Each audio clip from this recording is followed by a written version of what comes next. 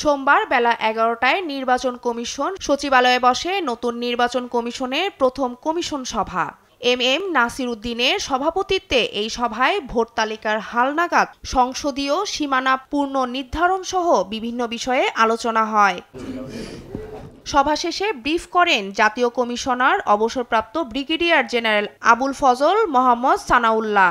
জানান, আগামী ২ মার্চ চূড়ান্ত ভোটার তালিকা ঘোষণার পর তা হালনাগাদের কাজ শুরু হবে। আমাদের হাতে যে ১৭ লক্ষ আছে, এই ১৭ লক্ষের মধ্যে ১৩ লক্ষর ডাটা ২০২২ সালে আমরা সংগ্রহ করেছিলাম, আর মাত্র ৪ লক্ষ আমাদের বিভিন্ন অফিসে এসে এই বছরে নিবন্ধন করেছেন। অর্থাৎ আমরা দেখতে পাচ্ছি ২৭ থেকে ২৮ লক্ষ ভোটার, আমাদের ধারণা এটা কম বেশি হতে পারে, যারা নিবন্ধিত হন নাই কিন্তু এলিজেবল।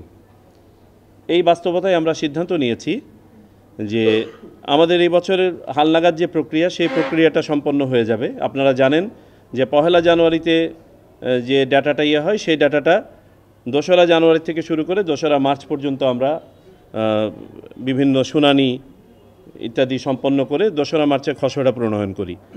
সো আমাদের ২০২৫ সালে ২রা মার্চে খসড়া প্রণীত হয়ে যাবে।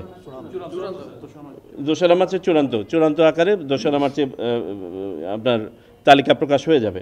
বাড়ি বাড়ি গিয়ে তথ্য সংগ্রহ করা হবে বলে জানিয়ে নির্বাচন কমিশনার বলেন, পূর্ণাঙ্গ ও সঠিক তালিকা তৈরি করা কমিশনের লক্ষ্য।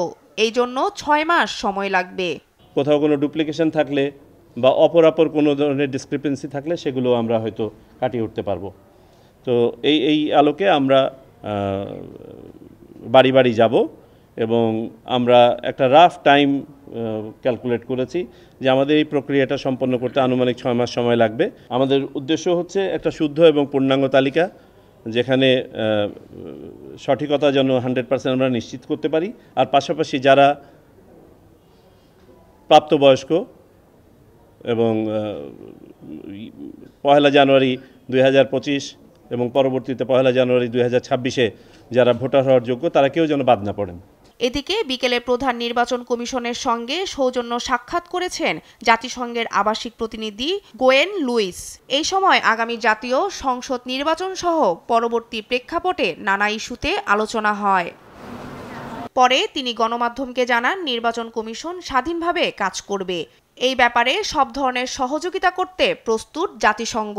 Having a very independent election commission, which is what His Excellency has just explained to us, that he is determined to maintain the independence and the integrity of the elections, and that's something that we fully support. শিউলি রায়, দেশ TV, Dhaka.